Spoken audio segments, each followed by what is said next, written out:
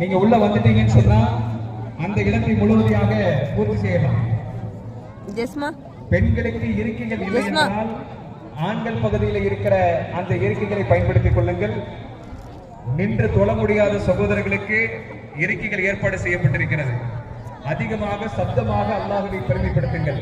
Allah Akbar